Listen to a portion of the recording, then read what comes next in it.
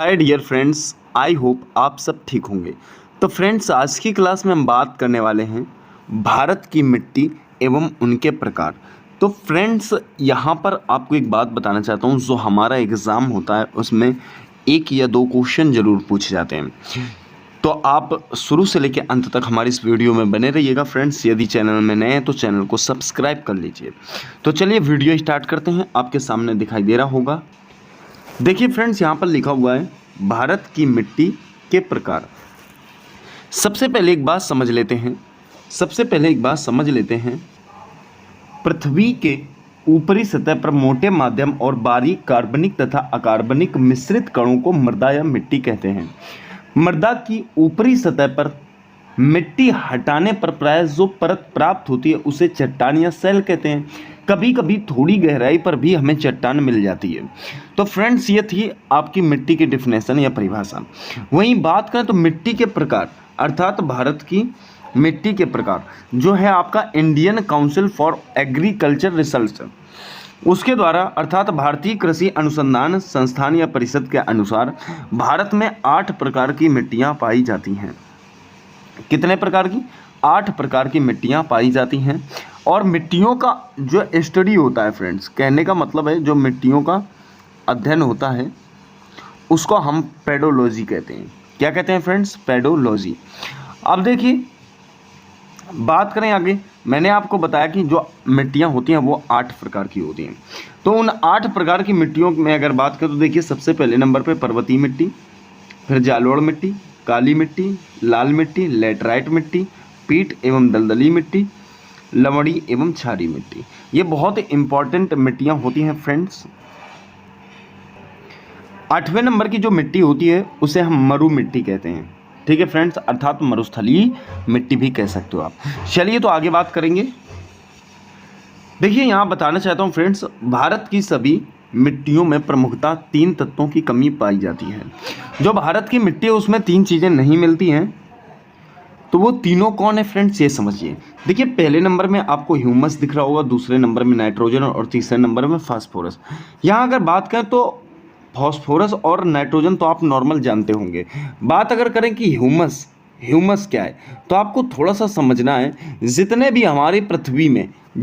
हमारी पृथ्वी में भूरे काले रंग के कार्बनिक पदार्थ होते हैं, जैसे पेड़ पौधे तथा जंतुओं के प्राकृतिक रूप से सड़ने गलने या उनके विघटन से जो कार्बनिक पदार्थ प्राप्त होते हैं उसे हम ह्यूमस कहते हैं। ठीक है फ्रेंड्स, तो आप ये कह सकते हो कि चाहे पेड़ पौधे हों या जीव जंतु हों, उनके जो सड़ने गलने से जो हमें प्राकृतिक पदार्थ पैदा होते हैं या कार्बनिक पदार्थ पैदा होते हैं उनको हम ह्यूमस कहते हैं। ठीक है, वहीं अगले नंबर में ध्यान देना है आपको, भारत में सबसे ज़्यादा क्षेत्रफल पर पाई जाने वाली 4 मिट्टियाँ हैं। ठीक है, देखिए, जालौड़ मिट्टी की बात करें तो 43% है। ठीक है, वहीं लाल मृदा की बात करें तो 18% है, काली मृदा की बात करें तो 15% है, लेटराइट की बात करें तो आपका 3.7% है। देखिए फ्रेंड्स, जालौड़ मृदा की बात करें तो इसका डाटा बदलता रहता है। वर्तमान में इसका डाटा जो है 22% है। ठीक है, ये भी आपको ध्यान रखना है। जैसे आगे बात करें तो सबसे पहले नंबर पर हम अध्ययन करने वाले हैं जालौड़ मृदा का। ठीक है फ्रेंड्स, किसका? जालौड़ मृदा का। अब देखिए, जालौड़ मृदा को कॉप मिट्टी अथवा कछारी मिट्टी भी कहा जाता है। इसके लिए अगर बात करें तो सबसे ज़्यादा सहायक किसमें है ये, तो आपको फ्रेंड्स ध्यान रखना है, गेहूँ, मक्का, दलहन, धान आदि पर ये बहुत ही अच्छी प्रकार से कार्यरत रहती है। ठीक है, वहीं आगे आपको एक बात समझनी, इसके क्षेत्र की बात करें तो उत्तर भारत के मैदान में सतलज के मैदान से ब्रह्मपुत्र के मैदान तक का जो क्षेत्र है वो किसका आता है? जालौड़ मृदा का आता है। तटीय क्षेत्र की बात करें तो पूर्वी तट पर महानदी, गोदावरी, कृष्णा, कावेरी के डेल्टा क्षेत्र में, केरला तथा गुजरात के कुछ क्षेत्रों में ये मिट्टी जो है आपकी पाई जाती है। जालौड़ मृदा जो है नदियों द्वारा पहाड़ी क्षेत्रों से लाकर मैदानी क्षेत्र में बिछा दी जाती है। ठीक है, जालौड़ मृदा जो है मुख्यतः 2 प्रकार की होती है फ्रेंड्स, एक होती है खादर और एक होती है बागर। ठीक है, अब वहीं अगर खादर और बागर को समझते हैं तो देखिए, नदी के पास में सबसे पहले अगर बात करें तो खादर की बात करेंगे। नदी के पास में बाढ़ क्षेत्र में पाई जाती है। इसे नदी द्वारा प्रतिवर्ष इसका नवीनीकरण कर दिया जाता है, अतः इसे नई जालौड़ भी कहा जाता है। ये मिट्टी जो है बागर मिट्टी की अपेक्षा अधिक ज़्यादा कार्यरत और जो है उपजाऊ है। ठीक है फ्रेंड्स, ये बात आपको ध्यान रखनी है। आगे अगर बात करें फ्रेंड्स, तो आगे आ जाता है आपका बांगर मिट्टी। बांगर मिट्टी की बात करें तो देखिए नदी से दूर वाले क्षेत्रों में पाई जाती है। यह हर वर्ष जो है नदी द्वारा नवीनीकृत नहीं हो पाती, अतः इसे पुरानी जालोड़ मिट्टी कहा जाता है। खादर की अपेक्षा ये जो है बहुत ही कम मात्रा में उपजाऊ होती है। जालोड़ मिट्टी जो है भारत में पाई जाने वाली सभी मृदा में सर्वाधिक उपजाऊ होती है। बागर क्षेत्र में खुदाई करने पर चूना पदार्थ की ग्रंथि पाई जाती हैं, जो कि नदियों द्वारा लाई गई हैं तथा कालांतर में मृदा द्वारा दबा दी गई थी। ठीक है, इस मृदा में नाइट्रोजन, फास्फोरस तथा ह्यूमस की कमी पाई जाती है। चूना तथा पोटेशियम इसमें जो है प्रचुर मात्रा में पाया जाता है। चलिए फ्रेंड्स, आगे बात करते हैं सेकंड नंबर में हम लाल मृदा की। किसकी बात करेंगे? लाल मृदा की। अब लाल मृदा की बात करें तो ध्यान रखना फ्रेंड्स, पहले ये समझ लो लाल मृदा का निर्माण कैसे होता है। तो इसका निर्माण जो है जलवायु परिवर्तन में कायांतरित सेलों के विघटन से होता है। ठीक है, जब कायांतरित सेलें विघटित होती हैं तो इसमें मिट्टी में सिलिका एवं आयरन की जो है वो बहुलता हो जाती है। किसकी? सिलिका एवं आयरन की बहुलता हो जाती है। इस वजह से इसका रंग जो है रेड हो जाता है। देखिए, भारत का दूसरा सबसे बड़ा मृदा वर्ग है, कुल 18% क्षेत्र में ये विकसित है। ठीक है, आयरन ऑक्साइड के कारण जो होता है फ्रेंड्स इसका रंग जो है लाल होता है। क्षेत्र की अगर बात करें तो दक्षिण भारत पठारी भाग में पूर्वी तरफ ये भारी मात्रा में पाई जाती है। ठीक है, वहीं अगर बात करें तो देखिए इसका विस्तार तो बहुत जगह है, जैसे मैंने आपको यहाँ पर बता रखा है, तमिलनाडु, तेलंगाना, आंध्र प्रदेश, छत्तीसगढ़, उड़ीसा, पूर्वी मध्य प्रदेश, झारखंड में है। लेकिन अगर मुख्य रूप से हम बात करें फ्रेंड्स तो आप एक बात समझ लेंगे, तमिलनाडु और आंध्र प्रदेश में इसका जो क्षेत्र है वो सर्वाधिक मात्रा में पाया जाता है। लाल मृदा प्रायद्वीपीय भारत के कम वर्षा वाले क्षेत्र में पाई जाने वाली मिट्टी है। जब लाल मिट्टी जल को सोख लेती है, यानी कि जल योजित रूप में होती है, तब ये इसका रंग जो है ना हल्का सा पीला दिखाई देता है। ये बात भी आपको याद रखनी है। चूना का इस्तेमाल करके जो है लाल मिट्टी का उर्वरता जो है वो बढ़ा लिया जाता है फ्रेंड्स, ये भी आपको याद रखना है, क्योंकि चूना जो है किसी भी चीज़ को विघटित करता है और उसके आकार या उसके रूप रंग में बदलाव करता है, उसको थोड़ा सा उपजाऊ बना देता है। ठीक है, उर्वरता विहीन होती है, बंजर भूमि के रूप में ये पाई जाती है। ठीक है फ्रेंड्स, तो ये भी आपको याद रखना है साथ में। चलिए बात करेंगे फ्रेंड्स थर्ड नंबर में आपकी आती है काली मृदा। तो देखिए काली मृदा को और भी बहुत सारे नाम दिए जाते हैं फ्रेंड्स, जैसे कि कपासी मृदा, रेगुर मृदा, लावा मृदा। ये फ्रेंड्स इसके जो है नाम है, ये बात आपको समझ लेना है। दूसरी बात, अगर क्वेश्चन बोलता है कि भाई ऐसा इसका काली मृदा का निर्माण कैसे होता है, तो आपको याद रखना है फ्रेंड्स, जो काली मृदा है ना इसका निर्माण मुख्यतः बेसाल्ट चट्टानों के टूटने से होता है। किसके? बेसाल्ट जो आपकी सेल होती हैं इनके टूटने से जो है आपकी काली मिट्टी का निर्माण होता है। दूसरी बात, आपको अगर क्षेत्र की बात करें कि मतलब ये किस क्षेत्र में पाई जाती है, तो देखिए उत्तरी कर्नाटक, महाराष्ट्र, मध्य प्रदेश, गुजरात, तो ये जो है इसका बहुत ही अच्छा क्षेत्र है। वैसे तो अगर बात करें तो एक नंबर में भाई साहब आपका महाराष्ट्र आता है। कहने का मतलब है कि जो है महाराष्ट्र में सबसे ज़्यादा मिट्टी ये वाली पाई जाती है। ठीक है, ये बात आपको ध्यान रखना है। वहीं उत्तर प्रदेश की अगर बात करें तो उत्तर प्रदेश में झांसी तथा ललितपुर में भी ये वाली मिट्टी जो है पाई जाती है। वहाँ इसे करेल मृदा के नाम से भी जाना जाता है। कहाँ? तो यूपी का जो क्षेत्र है आपका कौन सा? झांसी और ललितपुर। तो यहाँ पर इस मिट्टी को करेल मृदा के नाम से जाना जाता है। वहीं अगर बात करें तो इंटरनेशनल सिस्टम में अर्थात अंतर्राष्ट्रीय स्तर पर इसे चेरनोजम कहा जाता है। क्या कहा जाता है फ्रेंड्स? चेरनोजम कहा जाता है। काला सागर के उत्तर में यूक्रेन तथा यूएसए में ग्रेट लेक्स के पश्चिम में ये वाली जो है आपकी सॉइल पाई जाती है, अर्थात ये वाली मिट्टी जो है पाई जाती है। ये बात आपको याद रखनी है। चलिए एक बात और याद रखनी है फ्रेंड्स कि इस मिट्टी में अगर उगाने की बात करें तो इस मिट्टी में आपको ये ध्यान देना है कि केवल कपास की खेती उगाई जा सकती है।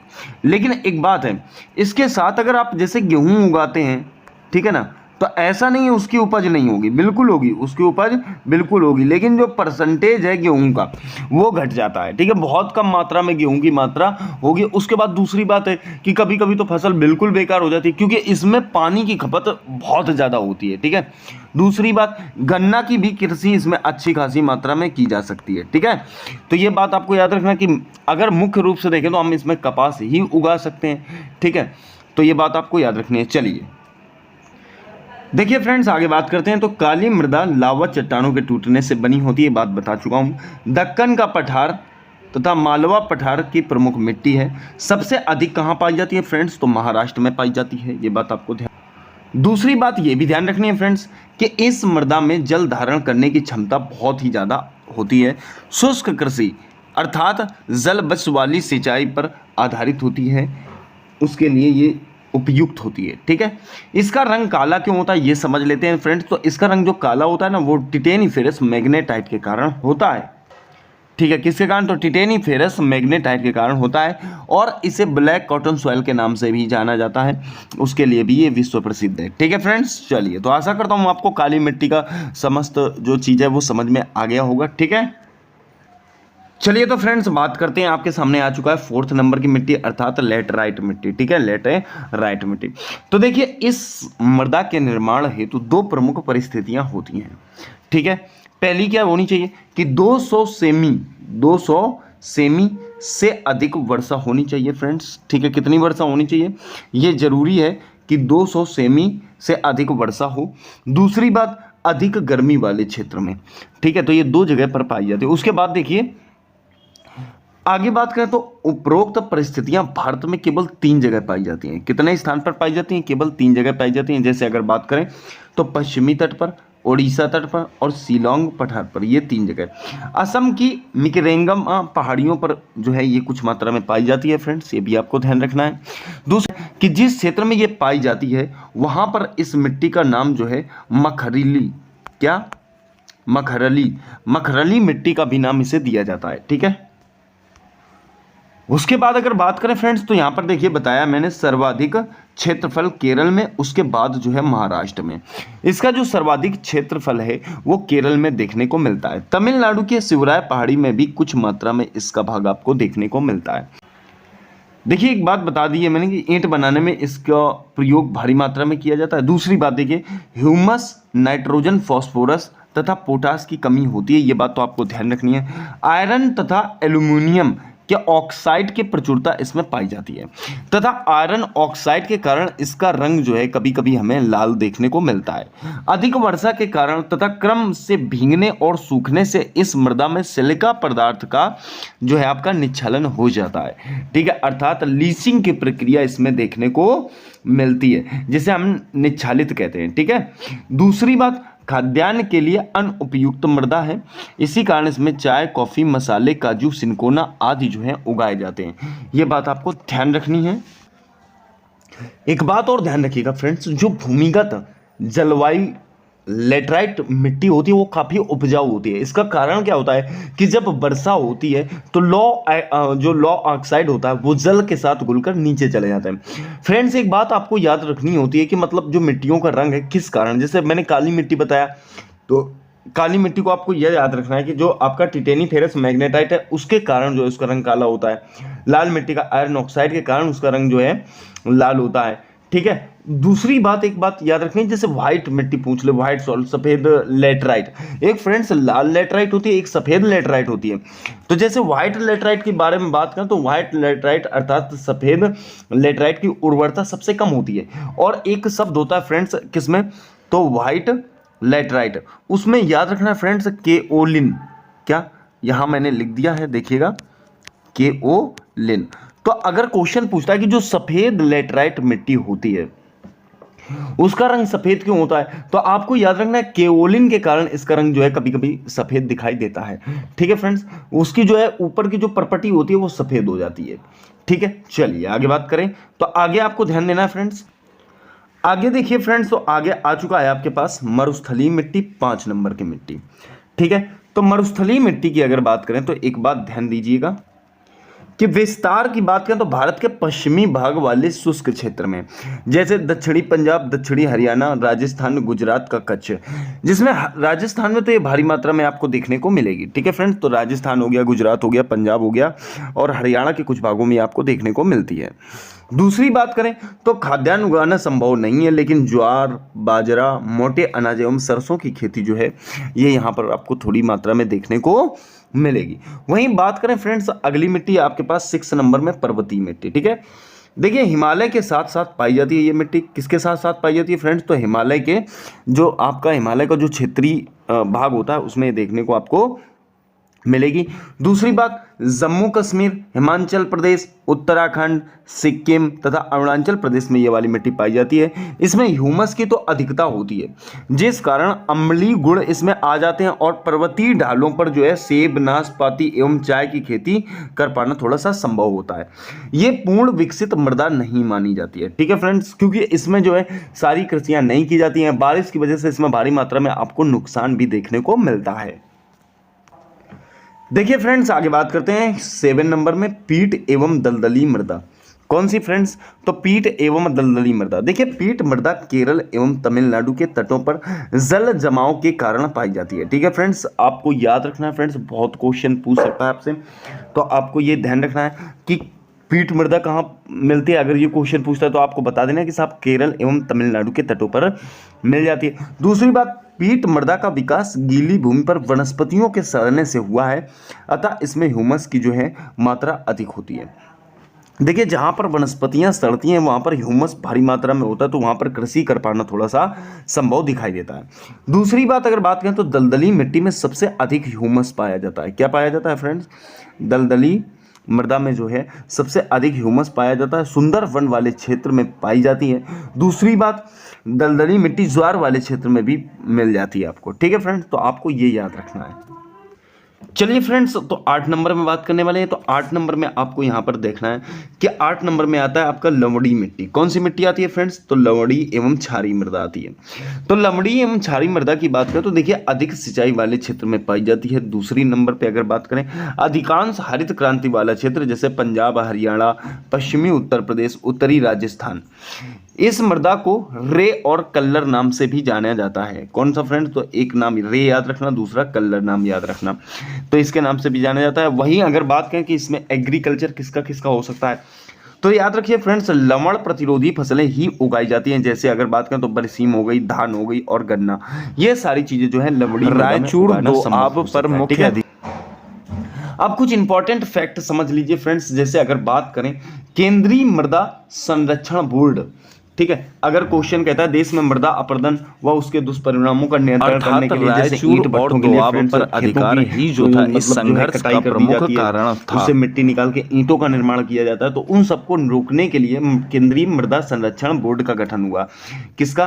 तो केंद्रीय मृदा संरक्षण बोर्ड। तो याद रखेंगे फ्रेंड्स, नाम आप अपने पास नोट कर लीजिएगा, मैं ऐसे ही बता दे रहा हूँ। 1953 कहने का मतलब 1953 में जो है एक बोर्ड का गठन किया गया था। दूसरी बात, मरुस्थल की समस्या के अध्ययन के लिए जोधपुर में जो है एक केंद्रीय शुष्क क्षेत्र अनुसंधान संस्थान, जिसे आप CAZRI बोलते हो, ठीक है, मैंने क्या बताया? केंद्रीय शुष्क क्षेत्र अनुसंधान संस्थान, इसका गठन जो किया गया था 1959 में किया गया था। 1959 में इसका गठन जो है किया गया था। तो ये दोनों गठन याद रखना। एक मैंने बताया आपको कि जो है केंद्रीय मृदा संरक्षण बोर्ड, कहने का मतलब ये मृदा से संबंधित था। किससे संबंधित था? मृदा से। और दूसरे की अगर बात करें तो ये शुष्क क्षेत्र से संबंधित था। तो दोनों याद रखना है फ्रेंड्स। आगे अगर एक बात और समझ लेंगे थोड़ा सा कि 2 प्रकार की चीजें और होती हैं फ्रेंड, गौर कीजिएगा। अम्लीय मिट्टी, ठीक है, तो एक मिट्टी वह होती है जो आपकी अम्लीय मिट्टी होती है,